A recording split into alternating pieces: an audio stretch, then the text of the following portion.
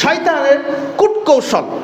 আমরা এতক্ষণ ভূমিকা স্বরূপ শয়তানের কিছু কার্যক্রম, পরিচিতিমূলক কিছু কথা বললাম।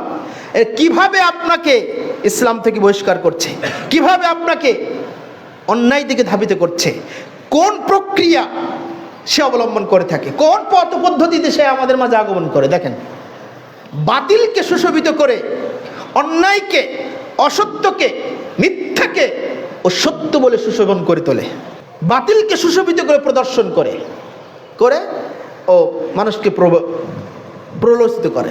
কেমন করে দেখেন, সে আল্লাহ রাব্বুল আলামিনের সাথে ওয়াদা করেছে, মানে চ্যালেঞ্জ করেছিল, ক্বালা রব্বি, হে আমার রব, বিমা আগওয়াইতানি লা উযায়্যিনান্না লাহুম ফিল আরদি ওয়া লা উগবিয়ান্নাহুম আজমাইন। আর আল্লাহ, হে আমার রব, আপনি আমাকে লাঞ্ছিত করেছেন, অপমানিত করেছেন। আগওয়াইতানি, আমাকে অপমানিত করেছেন।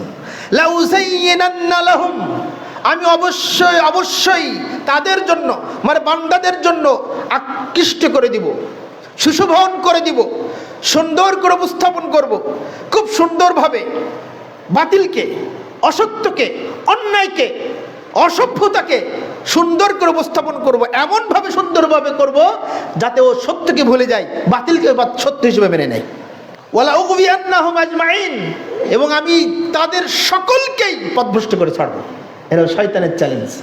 তবে সে আবার একটা কথা বলেছিল, ইল্লা ইবাদিকা মিনহুমুল মুখলাসিন, তবে আপনার যারা একনিষ্ঠ বান্দা, মুখলেস বান্দা, মুত্তাকি বান্দা, আপনার জন্য, আপনার সন্তুষ্টির জন্য, আপনার রিজামন্দি হাসিলের জন্য, আপনার জন্য যারা ইবাদত করে, কেবল তারা, তাদেরকে ছাড়া আমি সবাইকে পথভ্রষ্ট করবো। সুবহানাল্লাহ বিহামদিহি।